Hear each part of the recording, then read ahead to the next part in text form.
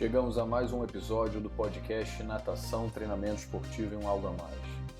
É um prazer mais uma vez estar aqui com vocês. Eu agradeço a todos que acompanham os nossos episódios e espero realmente que ele seja uma fonte de estudo, uma fonte de crescimento pessoal e profissional.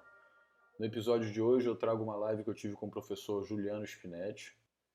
O Juliano ele é fisiologista do Fluminense, da equipe de futebol, e traz aí um pouquinho da sua vivência e da sua experiência relacionada à avaliação e ao controle do treinamento, à elaboração de testes e também à periodização.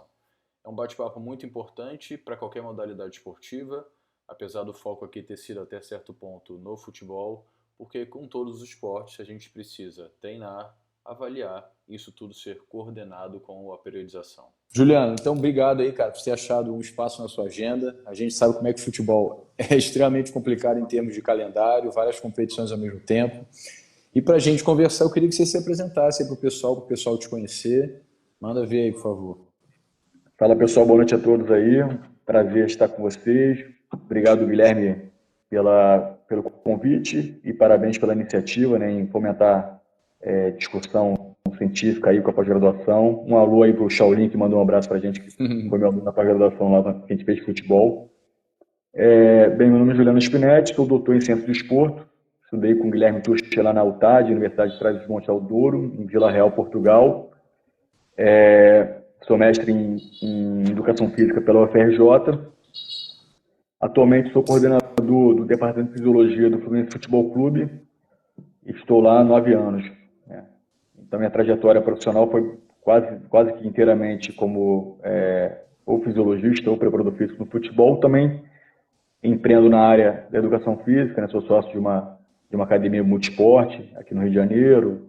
Também atuo mais discretamente, mas eu gosto muito da área acadêmica. A gente teve recentemente uma pós-graduação em futebol, na parte de preparação física e fisiologia. E é isso aí, é o que eu gosto de fazer e gosto de falar um pouquinho do que a gente faz aí no dia a dia. Perfeito, Juliano.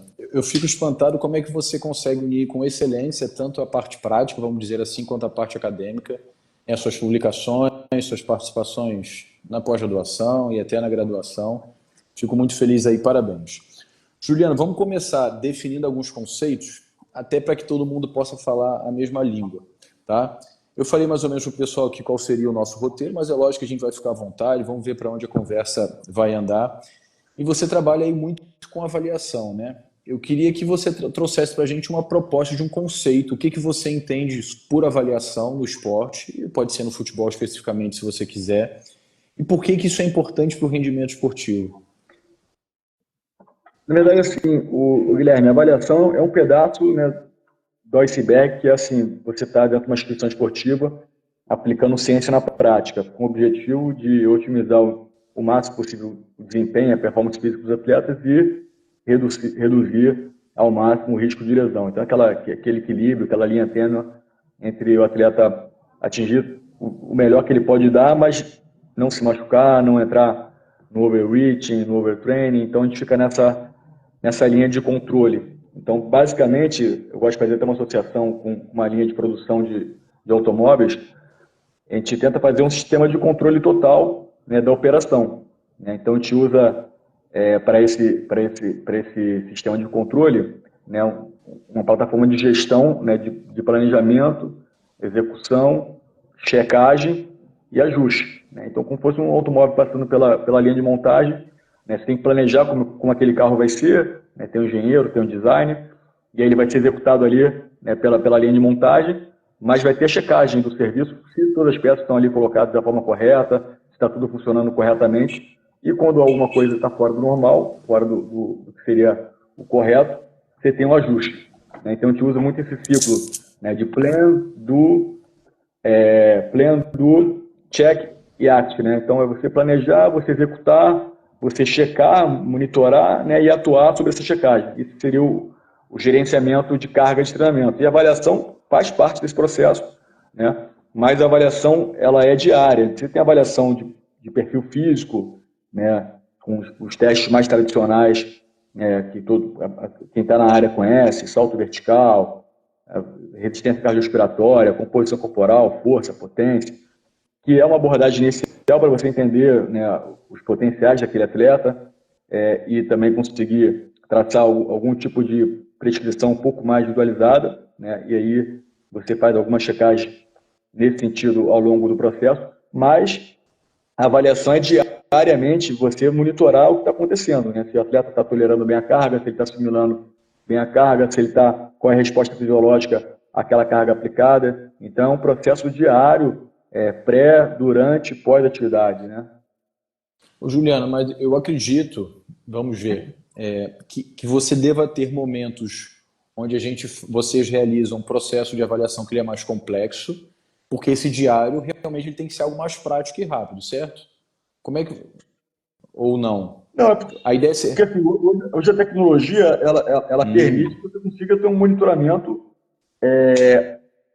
do que está acontecendo. Então, assim, você não necessariamente vai fazer um teste, mas o atleta foi para o campo hoje, ele está indo com wearables, né, que são os vestíveis. Então, é com colete com as unidades de rastreamento escapular. No colete tem ali o frequencímetro que vai trazer resposta fisiológica. Na chuteira, hoje, a gente usa os sensores inerciais, né, que vão dar outra resposta biomecânica que está acontecendo. Então, você está ali monitorando o cara com uma centena de métricas, né? Não necessariamente ele vai fazer um teste, mas o treino já é um teste, né? Então, como é que vai comparar um treino com o outro? Depois, antes do treino, ele vai responder um questionário, pós-treino, ele vai responder outro questionário, no dia seguinte, ele vai fazer alguma avaliação de biomarcador. Então, a avaliação ela é contínua, né? Legal. É interessante que essa preocupação pode existir, inclusive, na competição, né? Como é que está o comportamento do atleta na competição? Porque aquela ideia tradicional de treinamento a gente tem uma sessão específica para poder avaliar, que não tem problema nenhum, mas se a gente puder avaliar na condição específica, que é a própria competição, que é o próprio jogo de alguma maneira, seria o padrão ouro, né? Hoje a tecnologia permite isso, né? Então, assim, os benchmarks são todos derivados das competições. Aquela coisa de fazer uma avaliação de VO2 e prescrever em cima do VO2, isso vai ser muito bom talvez para um corredor, né? Para um nadador, fundista e tal. Mas qual é o benchmark nosso? É o jogo. Então, como hoje a gente consegue ter muita informação em vários aspectos, multifacetada do jogo, tanto no aspecto técnico, né, tático, mas especialmente na nossa área, que é o aspecto físico, né? Então, esse se torna o nosso benchmark. Então, a gente sabe qual é a frequência cardíaca que o atleta tem ali, cada jogador tem durante o jogo, né, qual a distância que ele percorre por bandas de velocidade, acelerações, mudanças de direções, né? Até agora o Playmaker foi autorizado. O Playmaker é o sensor, são os sensores inerciais que a gente usa na chuteira, que é uma tecnologia recente. Foi esse ano homologado pela FIFA, né? O Atlético Paranaense já está usando nos jogos e a gente pretende usar no próximo jogo em casa, começar a usar. Então você vai ter até o padrão da marcha, até a carga técnica do jogador como benchmark de jogo, para no treino saber, em termos de carga técnica, o que seria carga técnica? Os arremates, né? Chute, passe, aquilo ali vai gerar uma resposta fisiológica, né? Você precisa ter contração muscular em diferentes níveis de estabilidade para você fazer um chute, para você dar um passe curto, para você receber a bola. Se você também tem esses dados do jogo, a gente pode chamar de carga técnica, né? Talvez assim, a velocidade média, pela quantidade de vezes que você tem ali um produto, vai ter uma carga, vai ter um load técnico que gera uma fadiga. Então, no treino também você vai entender, né, por exemplo, em termos de percentuais, em termos de percentil, o que está acontecendo no treino em relação ao que o atleta vai fazer no jogo. Perfeito, perfeito. Então, a gente conhece a realidade do jogo, a partir disso você consegue saber melhor o que você vai fazer no treino. Exato. Juliano, conceituamos aí a ideia de avaliação. E um conceito que você traz aí para a gente em relação à periodização, até para a gente conflitar com os esportes individuais, porque esporte coletivo é outra realidade, né? Com certeza, né? São assim, mundos totalmente distintos, né? Aquela periodização mais clássica que a gente aprende lá, Matveev, Bompa, né?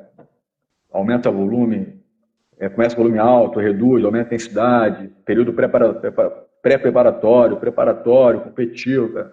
Isso não existe, né? Assim, você tem um calendário basicamente, em linhas gerais, você tem aí 2, 3 semanas de preparação, o resto é tudo período competitivo, e depois você vai ter, talvez, a transição. Então, é impossível você aplicar esses conceitos mais clássicos. O que se usa são alguns conceitos, né, os princípios científicos, né, para você conseguir ter, dentro do cenário de uma temporada, né, você otimizar o desempenho do atleta pensando em alguns conceitos que são importantes demais, né, para o princípio da especificidade. Então, o teu atleta está jogando menos que o atleta está jogando mais. Então, eu tenho que ter a preocupação em expor esse atleta a cargas específicas do jogo. Então, não adianta esse cara ficar correndo em volta do campo, não adianta esse cara ficar fazendo ações, demandas que não são específicas, que quando ele for convocado para jogar, o cara está 2 meses no banco e o cara passou 2 meses fazendo ações que fogem da realidade do jogo, esse cara não vai estar preparado. Então, a literatura hoje, por exemplo, é muito clara na exposição em altas velocidades. O atleta, no jogo de futebol, hoje atinge 34, 35 km por hora. Então, para você atingir essa velocidade, você tem um limiar de estabilidade altíssimo ali dos motores primários envolvidos na corrida em máxima velocidade. Então, se esse atleta, um atleta que é reserva, que não é um atleta titular do time, ele passa 1, 2 meses sem estar jogando, e em momento nenhum ele é exposto a esse nível de exigência, é óbvio, né, que aí a gente volta para o princípio do tamanho, né, de padrão de recrutamento, que o corpo dele vai sempre recrutar as unidades lentas, né, menores, né, então os caras vai passar 2 meses, talvez, do isquiotibial ali, do bíceps femoral, que é um músculo importantíssimo da corrida, sem ter recrutado ali vários outros neurônios, né? Então é óbvio que ele vai ter problema. Então, ou seja, a gente está se apoiando no princípio da especificidade e tem uma relação com a periodização clássica, mas aplicando numa vertente moderna do esporte coletivo, né? É muito interessante, pessoal, porque o Juliano está trazendo essa vivência do esporte coletivo, né? Juliano, quantas vezes por semana, em média, o Fluminense joga?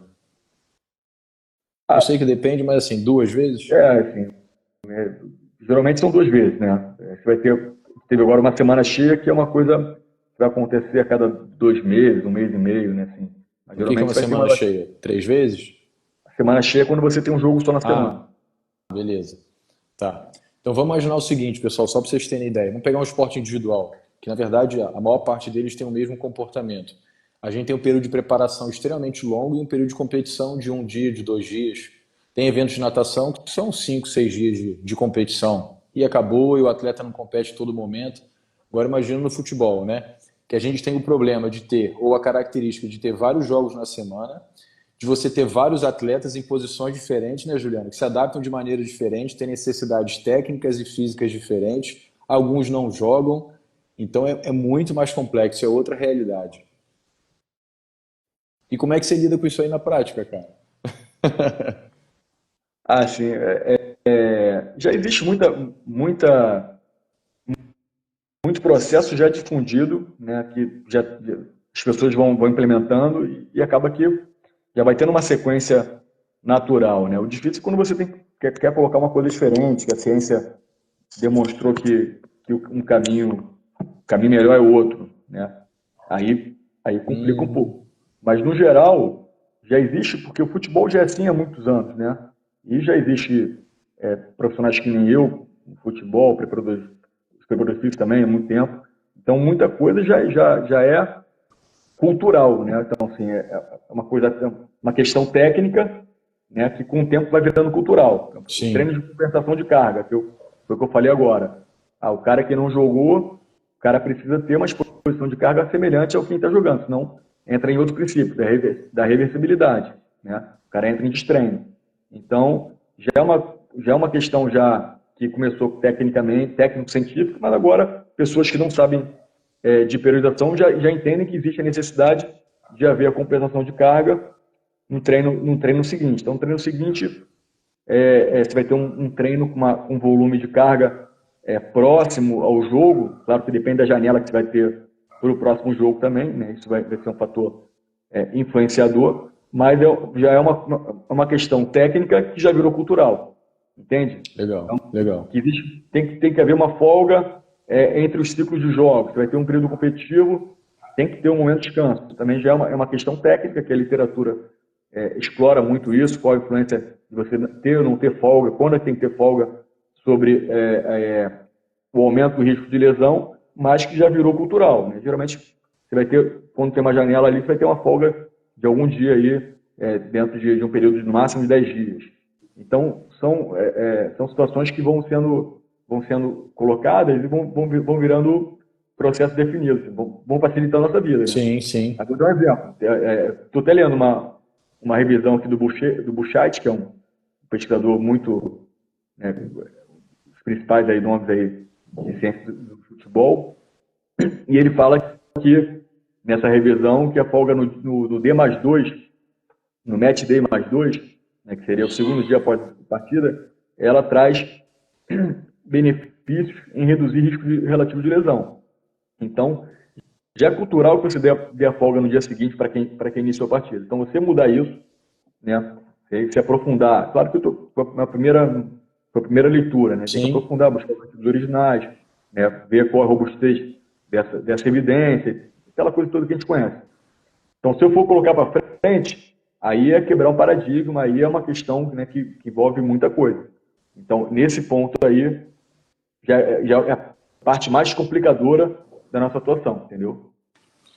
Juliano, tem uma pergunta aí, ó, que é para prescrever o treino, o VO2, eu acho bacana isso por causa das diferenças entre os esportes individuais e coletivos. A pergunta é, ó, para prescrever o treino, o VO2 máximo é o padrão ouro ou não? Vamos pensar no futebol. Acho que é melhor você responder do que eu. Por que eu levantei isso, pessoal? Porque eu não sei se o nome é João, tá bom? Essa medida de consumo máximo de oxigênio ela é muito importante para os esportes individuais.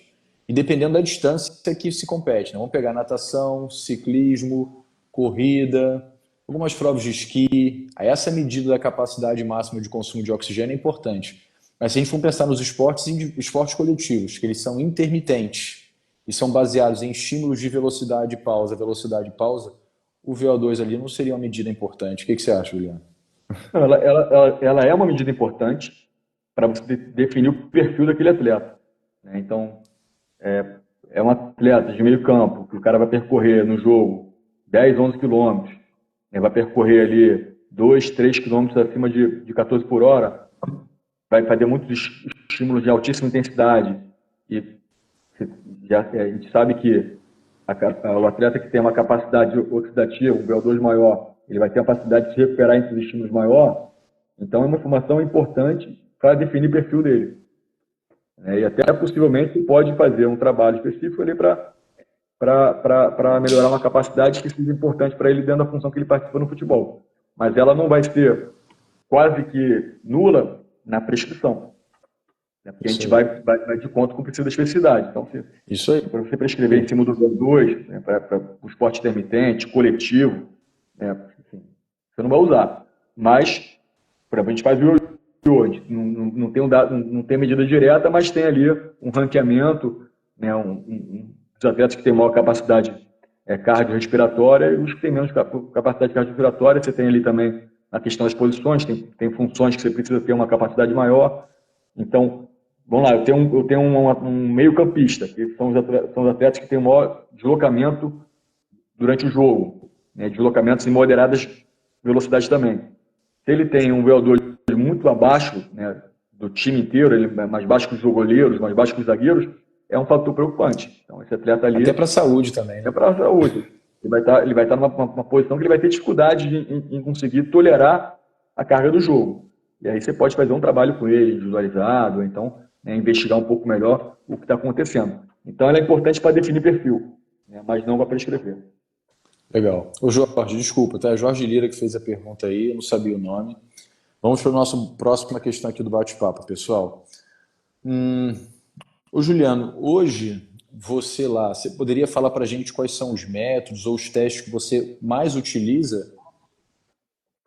Hoje, sim, a gente tem um padrão, né, de avaliação, faz a composição corporal em dobra cutânea, mas eles também vão para um laboratório que é parceiro do Fluminense, que faz ali a bioimpedância.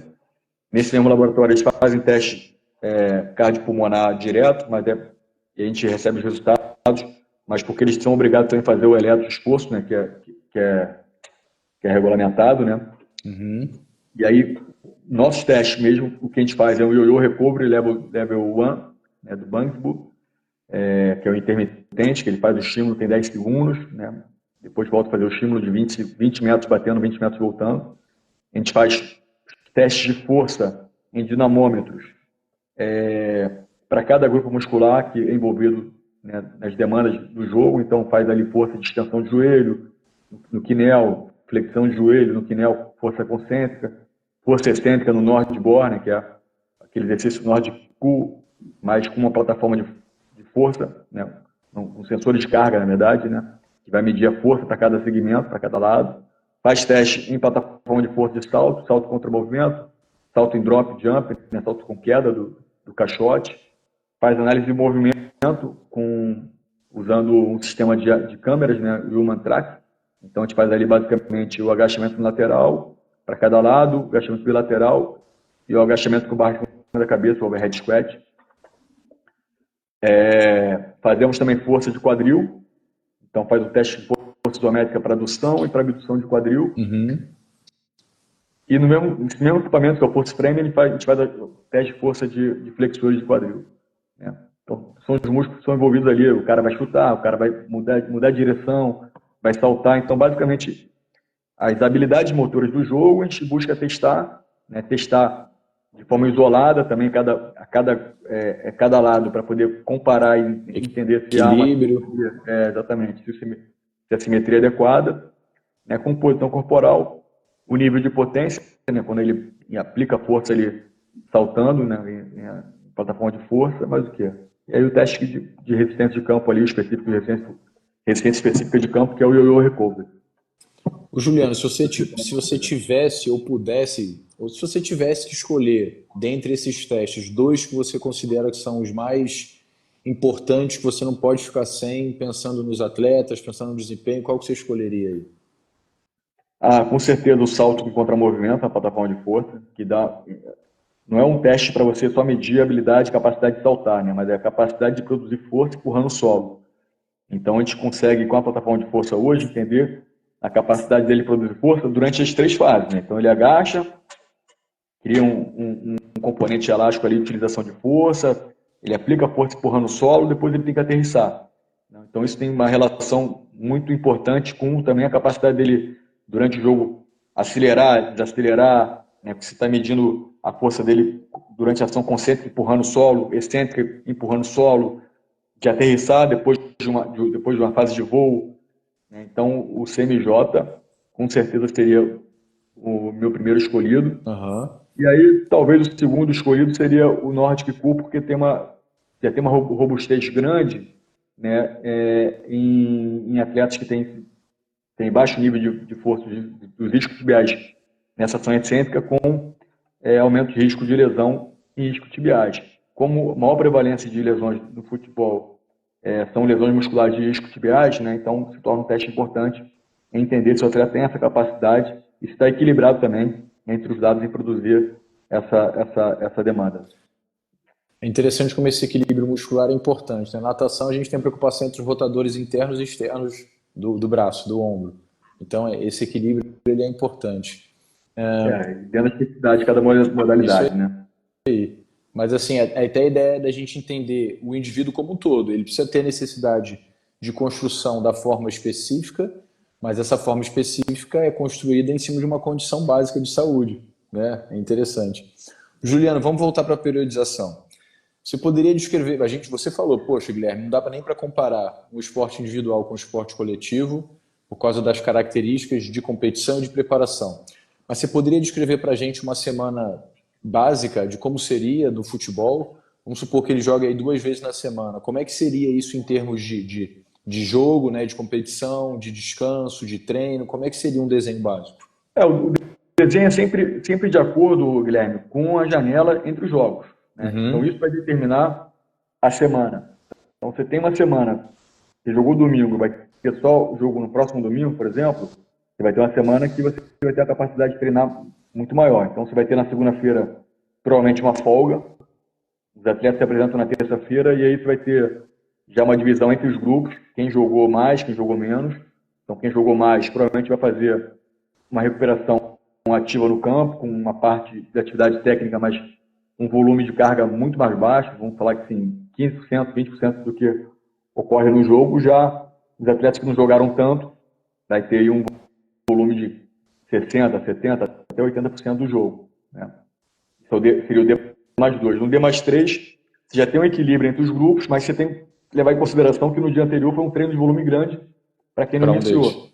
Uhum. Aí você já pode fazer um treino de menor volume, né? Então jogos menores, você muda o tipo de ação mecânica, ação de demanda, né? Faz jogos mais curtos, você não vai ter deslocamentos tão longos, e aí não vai ter ações em velocidades maiores, né? Isso aí no D mais 3, né? No D mais 4, já basicamente está todo mundo já equilibrado, né? Já entra uma questão, talvez, do treinador, de ter mais um componente tático, D mais 4, D mais 5. E aí, pensando no D mais 6, você tem que fazer um taper no jogo no D mais 7. Né? Então, aí você vai ter o pico aí de carga aí, de especificidade no D mais 4, né? No D mais 5 e D mais 6, são treinos de revisão ali, né? Com as situações mais táticas. Você vai baixando o volume de carga, vai baixando a intensidade, e para todo mundo chegar no jogo mais ou menos equilibrado, né? Você tem uma semana com 2 jogos, já muda todo o contexto, porque aí você nem consegue fazer tanta compensação de carga. Por exemplo, se você jogar domingo e quarta, você apresenta Descansou domingo, descansou terça? Não, jogou domingo. Ah, descansou segunda? Segunda-feira não descansou, porque quem não jogou vai ter que beleza. treinar bem, né? Aí vai fazer uma recuperação para quem jogou. Quem jogou vai trabalhar, né? Vai para o CT, mas vai fazer a recuperação ali, vai fazer alongamento, mobilidade, vai para a cama hiperbárica, vai para a fisioterapia, faz o monitoramento na fisiologia para entender como é que estão os biomarcadores, se alguém está com alguma dor localizada. Isso quem faz a suplementação com a nutrição, quem jogou. Legal. Quem não jogou vai para o treino. Só que quem não jogou nem pode fazer um treino muito volumoso, uma carga muito alta, porque ele pode jogar na quarta-feira. E se ele fazer uma carga de 80%, por exemplo, 70%, o cara no jogo só aqueceu, nem entrou. Como é que a gente vai compensar a carga desse jogo? Vou fazer um treino muito grande, um treino de 1h30, uma exposição alta, com muitos jogos. E aí, se esse cara for entrar no jogo de quarta-feira, né, ele já teve um dia menos de recuperação de quem jogou. Sim. Então você tem que, nesse dia, tomar um cuidado maior. Vai ter que fazer um treino de meia carga, que a gente chama, um treino de equivalente a metade de jogo no máximo. Já no D mais 2 da terça-feira já é treino de revisão, já é um treino menor, muito menor. O cara que acabou de jogar está 48 horas da última atividade, às vezes nem isso, às vezes o jogo foi à noite, no domingo, e estão falando de terça-feira de manhã. Então ele está com 36 horas pós-jogo, que é o pico de produto somatório. Então no jogo o cara fez grande volume de desacelerações em alta intensidade, que gerou dano muscular, o cara ainda está ali, o corpo dele, num processo de limpeza, de macrófagos atuando ali para limpar, fazer todo aquele processo, né, de recuperação muscular, e o cara tem que ir para campo treinar, né, para quarta-feira já jogar de novo. Então, a janela entre os jogos, ela vai ditar o trabalho, né, o objetivo do dia, e a condição de cada atleta, quem jogou mais, quem jogou menos, quem está voltando de lesão, vai ditar o que o atleta vai fazer. Perfeito. Vou ler a pergunta do Emerson aí, meu amigo Emerson, professor também do nosso curso. Antes disso, Marcos, existem estudos sim que mostram essa proporção de força de rotadores internos e externos do ombro. Existe um pesquisador português que estuda muito sobre esse assunto. Se você tiver interesse, me manda depois uma mensagem que eu te passo o nome do pesquisador, te passo alguns artigos, tá bom? Isso é bem comum. Vamos lá, pessoal. Se vocês quiserem também já se preparar para escrever as perguntas de vocês aí, a pergunta do Emerson, como o departamento de fisiologia vê a questão das diferentes idades no elenco? Cada vez mais observamos atletas com mais idade no futebol. É um ponto importante, um ponto que você tem que... Rapidinho, Juliano, porque olha que complexidade, né? Tem um cara que joga e tem um cara que não joga. São as diferentes posições que têm exigências fisiológicas e mecânicas diferentes e ainda tem a idade, né? Sim, você tem uma diferença de 20 anos, né? 20 e poucos anos até. Você tem um Fábio hoje, 43 anos jogando, você tem um goleiro de 19 anos. E aí você tem estudos que demonstram que o aumento da idade aumenta também o risco de lesão. A velocidade é uma das capacidades que elas vai embora mais cedo, né? A gente sabe que a endurance ainda se permanece por mais tempo, né? Na nossa idade biológica. Então, tem um fator de performance, né, que você sabe, por exemplo, um atleta que tem como sua característica a velocidade, a potência. Se esse atleta não adaptar o jogo dele, ele vai ter uma questão de dificuldade de performar, né? Então, você tem um ponta lá de 36 anos, e o cara sempre foi aquele cara de dar o tapa e ganhar na força, na velocidade dos caras. A gente sabe que, a partir dos 30 anos, a gente já começa a entrar numa decadência, né? No catabolismo, 35 anos para baixo, você vai perder muita força. Você não vê um velocista de 100 metros, campeão olímpico, com 35 anos. Mas você vê maratonista, campeão, com 35 anos.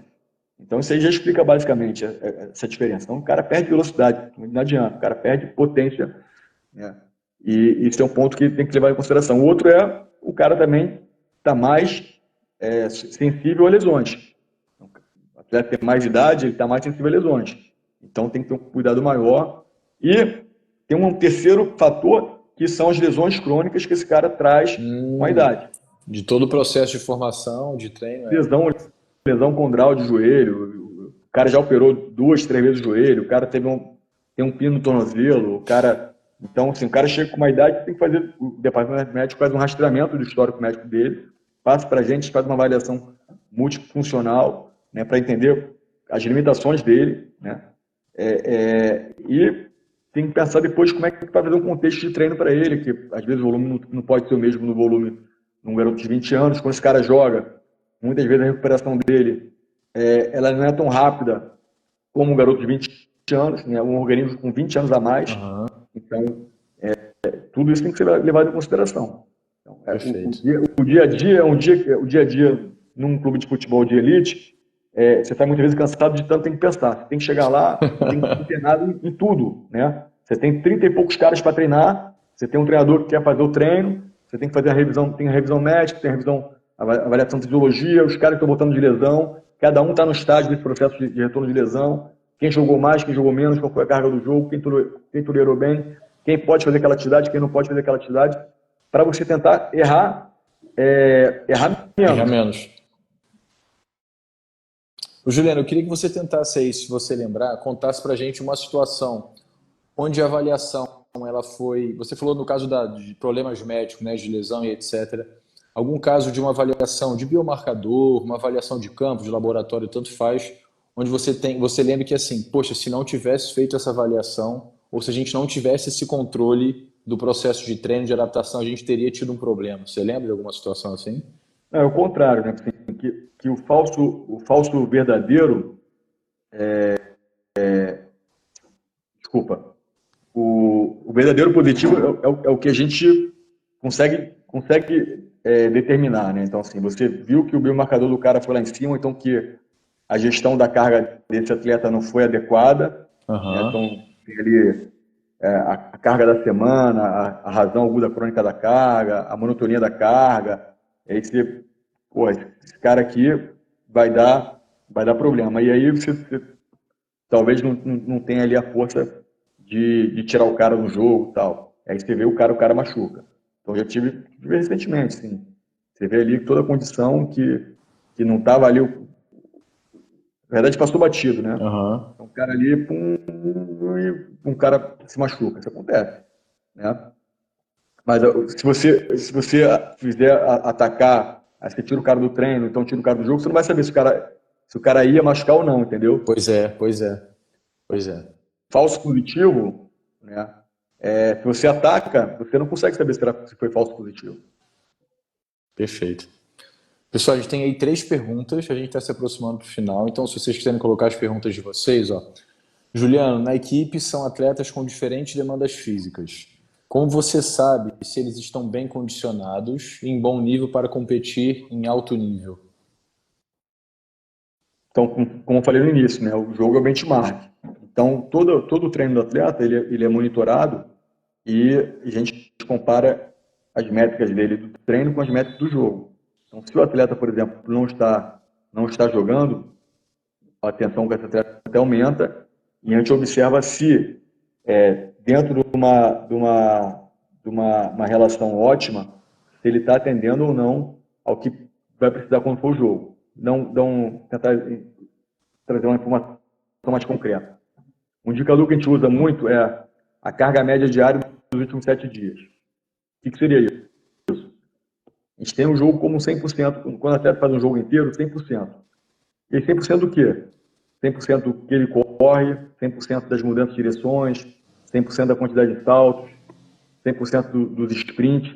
Então ele corre é uma referência, né, Juliano? É uma referência. É a referência dele. Referência dele. Esse atleta no jogo corre 10 km, esse atleta no jogo faz 1.000 metros de sprint, esse atleta no jogo faz, sei lá, 50 mudanças de direções. Então aquilo ali é a referência dele. No treino, sem bola, né? Exatamente. Se no treino ele fez metade disso, aquele treino foi 50% da carga dele. Se no treino ele fez um quarto disso, aquele treino foi 25% da carga dele.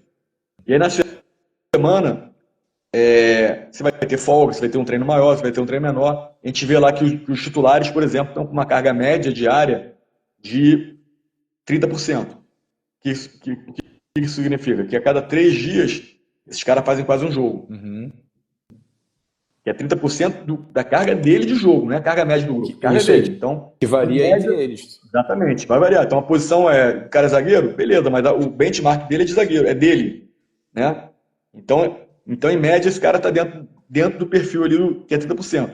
E a gente faz um desvio padrão. Por exemplo, que o desvio padrão seja 22 para baixo e 38 para cima. E aí eu tenho um atleta que não está jogando, né? Porque o atleta que está jogando vai fatalmente estar com uma carga dentro disso aí, porque o jogo já vai gerar um efeito condicionador. E esse cara está com a carga média diária dele de 15% nos últimos 7 dias. Então, eu sei que nesses 7 dias ele não atendeu as demandas que ele precisaria para estar na mesma condição do titular. Legal. Então, eu posso envolver o treinador, posso falar diretamente com o jogador, posso falar com o preparador físico, a gente criar situações específicas para ele conseguir atingir esse limiar, seria minimamente ele ter 22% de carga média ao longo dos 7 dias. Né? Então, é uma forma que a gente tem de entender quem está com uma carga específica no volume adequado, igual aos atletas que estão jogando. Beleza. Tem uma pergunta aí do Moisés, ó. Quanto à periodização no início da temporada, ela já é pensada e programada em ciclos, em toda a temporada? Deixa eu ver se eu melhoro aqui. Acho que a ideia é a seguinte, Juliano. Começou a temporada, vocês já têm o desenho da periodização para todo o semestre ou para todo o ano, ou vocês vão ajustando isso aos poucos? Não, semana a semana, né? Cada ciclo de jogo a gente vai estar refazendo ali o planejamento. O planejamento é sempre em ciclo de jogo. Então, um abraço do Renato aí pra gente. Pô, Renato, valeu, Obrigadão aí pela presença, tá bom? Deixa eu ver se tem mais pergunta aqui. Outra. Juliano, eu aprendi que se o jogo é à tarde, o jogador tem que treinar à tarde. Você também segue essa linha? Talvez seja a ideia do ciclo circadiano aí, né? De repetir ou representar todas as condições. Eu acho que repetir todas as condições do específico é difícil, né, Juliano? O específico é o específico. A nossa preocupação maior com o turno manhã e tarde é em pensar em uma recuperação dos atletas. Então, joguei de noite.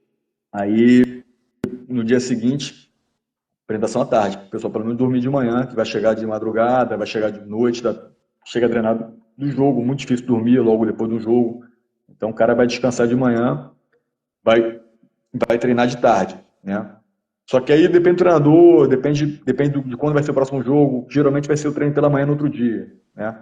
Então, não tem a lógica é pensando na recuperação entre um dia e o outro. Aí, se o jogo for 4 horas da tarde, por exemplo, se o jogo for 4 horas da tarde, já dou preferência para um treino de manhã, né? Porque você vai ter um período maior de descanso para o jogo. Se o jogo for à noite, aí tudo bem, você pode treinar à tarde, você vai ter 24 horas para o jogo. Então, a relação do último jogo e do próximo jogo vai estabelecer melhor, né, qual é o melhor momento de treinar. Juliano, eu queria saber de você o seguinte: se você hoje, por algum motivo, tivesse que sair do futebol, então não seria trocar de clube, saísse do futebol porque recebeu uma proposta que você achou interessante ou financeira, ou porque é um lugar bacana, seja lá o que for, que você tivesse que mudar de esporte e fosse para ir para um outro esporte coletivo, o que você acha que os desafios seriam grandes ou pequenos? O que você poderia levar do futebol com você? Como é que seria isso? Rapidinho, Ah, deixa eu contextualizar o motivo da pergunta. Eu tenho a ideia para mim, se a gente entende de treinamento, a gente consegue transferir isso para outros esportes. É lógico que a vivência do esporte ela é importante e você vai aprender com o dia a dia. Mas se você entende a filosofia do que é treino, do que é avaliação, a importância da recuperação e etc., eu acredito que você consiga transferir isso para outras vivências. O que que você acha? A sua opinião, tranquilo. não, eu concordo contigo, Tuxa. Eu acho assim, a minha função, fisiologista, cientista do esporte, eu acho que é muito mais fácil, né? Sobretudo se for para o esporte coletivo, né? Então, eu vou ter que, obviamente, ali analisar o esporte, né? Ver as demandas, o que é mais importante, o que é menos importante, mas no contexto geral, né? Que é esse monitoramento, esse controle do que está acontecendo, você vai se adaptar com mais Se facilidade. fosse o basquete, Agora, por exemplo. então, a questão ginásio que é fechado, o GPS que não funciona, você vai ter umas Uhum. questões técnicas ali que você vai ter que desenvolver, mas eu acho que com o tempo você vai conseguir ter conseguir soluções. Agora, Sim, o preparador físico, por exemplo, eu acho que ele vai ter muito mais dificuldade, né, de bolar exercícios que são contextualizados com o jogo, essa relação com o treinador, entender o jogo na sua profundidade. Né? Então, acho que o preparador físico vai ter mais dificuldade e está muito mais associado à especificidade da modalidade. Né? Mas também que o cara vai conseguir, né? Uma sim, hora, mas o cara top do futebol, acho que quando ele for para o basquete, ele não vai ser o top do basquete imediato. Pode ser que com muito tempo, muito trabalho, muita dedicação, estudo ali, o cara, né, se aprofundando, o cara pode ser que um dia galgue ali subir, crescer na hierarquia dentro da modalidade. Mas você entender do esporte é muito importante. Né? Quanto mais treinador, não existe isso. Né? Então, treinador no sim. futebol então, quanto mais a função, mais campo a função, acho que mais difícil fica de você migrar de uma modalidade para outra. Beleza, beleza. Tem uma pergunta aí do Igor, ó. Juliano, o que você pensa do trabalho? O que você pensa de trabalho com um grupo que não foi relacionado para um jogo no domingo e tendo um próximo jogo na quinta na mesma semana? Qual seria o método que você usaria? Então, foi o que a gente conversou, né? Os dois primeiros dias você faz uma compensação de carga, né? Você tenta equilibrar a carga do jogo com esses atletas, depois do terceiro dia em diante, já, já forma um grupo só e pensa aí no próximo jogo, né? Tem outra pergunta da acho que é Adriana, não sei. Adriana, não sei. Qual o nome do sensor utilizado na chuteira? Playmaker. Isso é novo, Juliano? Ou é novo no Brasil? Eu já Já vi tem um algumas tempo, postagens suas. está ganhando mais. Nós fomos o primeiro clube de futebol masculino a usar o Playmaker, né? Já estamos usando estamos na quarta temporada com eles. Agora que foi homologado na FIFA para poder usar em jogos, né, a partir desse ano, que a FIFA Uhum. reconheceu como um arreio para usar em jogos. Mas acho que a empresa em si eu não sei, deve ter uns 8 anos, 7 anos, não sei exatamente. Tá, uma pergunta aí do nosso amigo Fabrício, ó. Você já teve experiência na base? Muda muito em relação ao atleta adulto? Já tive, comecei na base, quase todo mundo começa na base, né? Muda que você está lidando com garotos, né? O profissional está lidando com homens, né? Pai de família, então assim, a relação ela muda absurdamente, né? Ainda mais com o nível, quando você vai no nível alto, você também está lidando com estrelas, com celebridades, então é mais um fator que tem que ser levado em consideração e muito em consideração. Também muda que você no profissional você tem mais recursos, Isso né? que eu ia falar agora. Recurso, aham. Se você estiver num time de elite, principalmente, né? Se tiver um time inferior, infelizmente, não vai ter tanto recurso, mas você vai ter mais recurso e vai ter menos gente para trabalhar também. Então você vai ter, na base você tem muita gente, muito atleta, né? Você tem menos recurso, então você não consegue ter um trabalho tão refinado, né? Tem que fazer um trabalho mais, né, de escala, de volume ali, para poder conseguir atender o máximo possível, mas você perde qualidade. Sim. Está no profissional, você consegue ter mais qualidade ali, aplicar melhor o que a gente observa que seria o melhor cenário. Né? Legal. Pessoal, a gente está se aproximando aí para o final. Antes do Juliano deixar a mensagem final dele, Eu queria lembrar vocês, o Juliano é professor do nosso curso de especialização em treinamento esportivo, que começa no dia 24 de agosto, então a gente está aí com um conjunto de ações para poder mostrar para vocês o nosso curso, ver se é uma proposta que vocês têm interesse. Eu tenho certeza que sim, mas é importante que vocês conheçam os professores, conheçam a nossa proposta. Na semana que vem, na terça-feira, que é o dia 23, eu tenho também um bate-papo aqui no Instagram com o professor Frank, e a gente vai falar sobre nutrição esportiva. Percebam que a proposta de um curso de treinamento esportivo é a gente discutir todo o processo relacionado a treinamento. A gente não discute nenhum esporte em si. É lógico que os professores, em função das experiências deles, como o caso aqui do Juliano, ele vai acabar trazendo mais exemplos do futebol e de outras vivências que ele já tenha passado, mas a gente vai discutir o processo de treinamento. Inclusive, é um curso que pode ser feito por gestores esportivos, por médicos, fisioterapeutas, nutricionistas que querem entender do esporte. Porque às vezes essas áreas correlatas, essas áreas da saúde vão trabalhar no esporte, mas não entendem esporte. Tá? E no dia 25, que é na próxima quinta-feira, eu vou ter um bate-papo aí com o professor Emerson, que estava junto com a gente aí agora, e a gente vai falar sobre treinamento na infância e na juventude. Tá certo? Se vocês quiserem saber mais sobre o nosso curso de especialização em treinamento esportivo, tem um link lá na minha bio para vocês entrarem no nosso grupo do WhatsApp. E a matrícula e a inscrição desse segundo lote, que é um preço mais bacana, vai até dia 20 agora. Então aproveitem essa oportunidade, que é até sábado. Juliano, deixa sua mensagem final aí, por favor. E desde já agradeço aí pela sua participação. Eu agradecer a todo mundo que acompanhou a gente aí, que participou, mandando mensagem, bateu esse papo com a gente. Convidar também para virem para a pós-graduação. Acho que vai ser um momento importante para quem quer crescimento na profissão, especialização nessa área, que é uma área de entusiasmo, né? Assim, quem gosta, quem tem vocação esportiva, é uma área com muito retorno, né? Com muita satisfação você poder participar da conquista de um atleta, de um time. E é isso aí. A gente está aí aberto para estar sempre trocando conhecimento e aprendendo também. Valeu. Pessoal, então eu tenho certeza aí, quem quiser mandar mensagem para o Juliano depois, poder conversar, fica à vontade, para mim também. Juliano, brigadão. A gente se conheceu lá em Portugal durante o nosso doutorado. Eu e o Juliano e o Thiago andamos bastante juntos lá e foi uma vivência muito importante para a gente também. Obrigado, Juliano. A gente se fala, tá bom? Guilherme, parabéns aí. Um grande abraço. Obrigado. Valeu, pessoal. Tchau, tchau.